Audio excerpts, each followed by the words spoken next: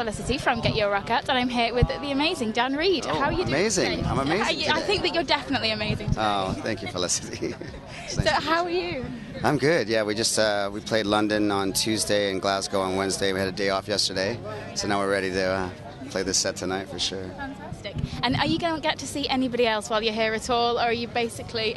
I don't know. To be honest with you, the band I really want to see is the band that's playing exactly the same time we are, which is Avenged Sevenfold. Oh, so, no. yeah, especially like their new record because it was such a straight-ahead kind of rock record. And I was like, so maybe while I'm playing, I'll be able to watch them. You could make your crowd go quiet. Yeah, you could just be like, everybody shh a minute. Okay, thank you. Let's rock, but let's silence again. Yeah, it's okay. I think that you're onto a winner there. I think that they'd be happy with that. Exactly. So brilliant. And of course, we're here at Download, and it's a beautiful day for Yeah, once. it sure has which is... been. It's getting a little gray, but so far it's good. Yeah. We were at a little market today in Nottingham this morning, and the woman says, "Oh, you know, it's not called Download anymore. It's called Downpour, because it's always raining," she said. And I was like, "Oh, well, it's not raining today, so that's good." No, I think a couple of years ago it was flooded. Really? It was, you were knee deep in mud. It was not pleasant. Okay, yeah. Well, I think avoided that well. Good. And I mean, it's kind of hard to know where to start with you because you just have so much going on. And you know, you have the solo stuff, all the Dan Reed Network stuff. You don't really seem to stop. Well, there was a time period where I left the music business for over a decade. I was more into doing theater acting and screenplay writing, and then I got into... That isn't really stopping. Yeah, that's true. So maybe I'm always never stopped. Well, no, that's not true. I went to India for a while, and I lived in a Tibetan monastery for 7 months. So that was a break. You know, no women, no Coca-Cola. It was great. Is Coca-Cola on a par for women with you? Yeah, it is actually. I can't live without my Coca-Cola. Wow. That's for sure. And there was no internet and no phones, and I mean, I loved that break in my life. And then I went to Jerusalem and lived there for 3 years, and I spent the first year kind of studying Judaism at a yeshiva and not really working on music at all. And then second and third year, I started getting back into writing and stuff. So I took about a 2-year break. That was good. It was good. And I mean, you know, everything that you do has a huge kind of spiritual element to it.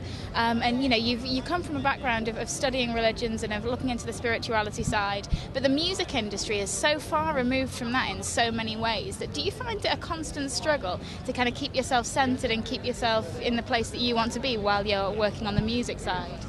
Yeah, I think, well, first off, I never look at least myself or what I'm trying to do as anything kind of spiritual. I think what I'm trying to do is just trying to find balance in life. I try to look for answers that I have questions about. Why do we don't get along as a human race? Why are we so devoted toward profit over taking care of each other and the earth and that kind of stuff? I think about those things as my intention in life, and at the same time, I have to fly on airplanes. I eat meat still often. I drink sometimes. I still have that addictions in my background. So what my hope and what I'm reaching for is some kind of light at the end of the tunnel of all of that. But at the same time, I live in this world where there's billboards everywhere. The only really time that I felt I was really connected to some kind of higher thinking was when I was living in the monastery and I was leading this kind of clean life. That way you're experiencing that daily, 24 hours a day, and you can resonate in that. So being in the music business now, yeah, I think it's quite a challenge. I remember when I put out my first solo record, there was a woman that does press, I won't mention any names, but she's great, and worked with her in the past, and she had heard the record, and her comment back was she thought the record was too worthy, was the word, that it had maybe too much positive messages for what the music business is accustomed to, and so they couldn't work with the record because of that. And it made sense. I mean, I understand that you don't want to beat your head against a wall trying to get press on a record that nobody wants to check out. But when I play the shows, people seem to connect to the lyrics, so that's all that matters to me. And so how do you keep that balance in your own life? I mean, and how do you keep yourself kind of not getting carried away with things? And what are your coping mechanisms, especially while you're touring? Because it can't be easy. Well, I think, number one, don't get drunk more than once a week. That's important. Definitely, I have a little baby boy now, and that's centered my life a lot. I think try to treat people with respect, like be honest to people.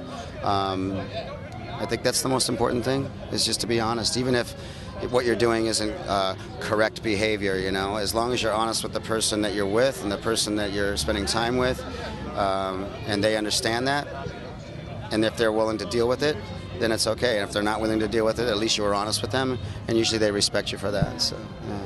And do you find that it gets easier? Do you find as though you're kind of being able to handle more, kind of being on the road and also living the life that you want to lead?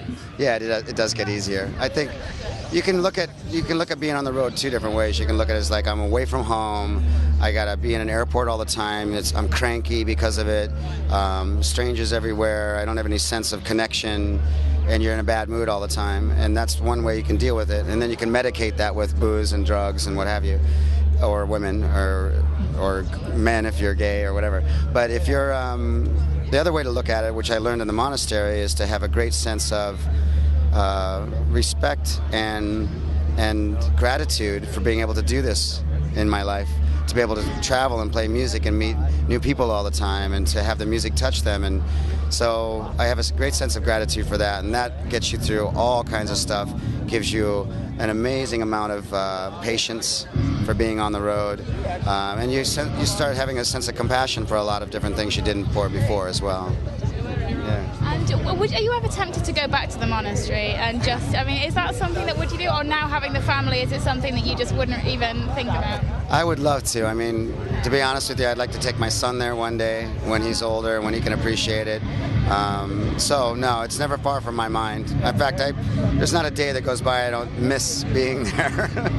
But yeah, I think I'll take my son there one day. Yeah. That's a lovely, lovely thought. And the music side of things. Yes. I mean, you know, you are touring the solo stuff at the moment and the Dan Reed Network stuff too.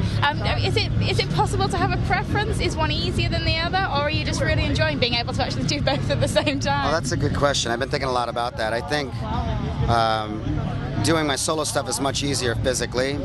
It's much easier. Just kind of have a sense of calm, you know, in my life. With the network stuff, it's more rambunctious. Is that still a word? Rambunctious? It's a wonderful word. Okay, let's bring rambunctious back. Should, definitely. And it's a better workout for me physically, you know, so I get in shape easier. And it's more celebratory. It's like kind of fun and dance and shake your groove thing and all that kind of stuff. Whereas the solo stuff is more internal, more pensive, more contemplative. So I like both sides of my soul. I like exercising both of those muscles, so to speak.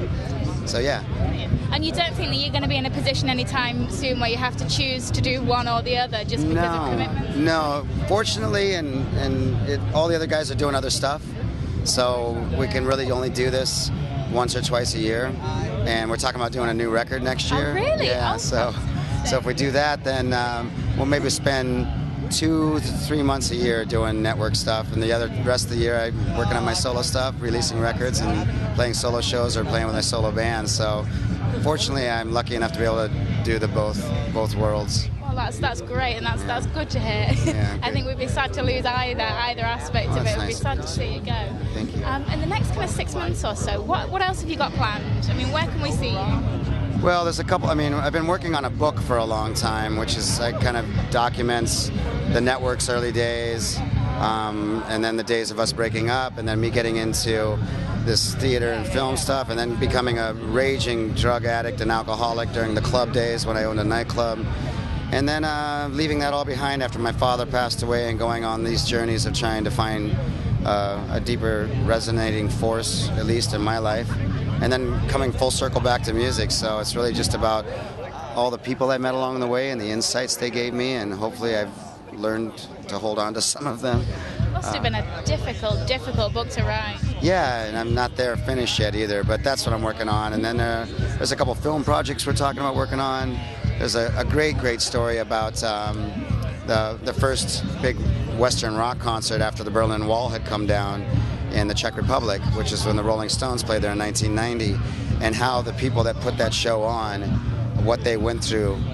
It's like probably the greatest success story I've ever heard in my life. Absolutely amazing. We're trying to work on a screenplay for that too. So Yeah. So lots coming up. Yeah. And then my little boy is just keeping me busy, and keeping his mother busy, more busy than I, because I'm gone a lot. But when I'm home, he's just the greatest joy in my life now. So his name is Joshua. So be on the lookout for a little Reed coming up. He loves playing the guitar and the piano and all that stuff. So he'll be touring with you in yeah, maybe. Double act going on. Very proud of him. Well, I could stay and chat to you all day, but sadly I'm going to have to let you go. Understood. But thank you so much. Thanks for listening. This was such a pleasure. And I really hope that we'll see you somewhere at some point soon. I'd be honored. Thanks for the time today.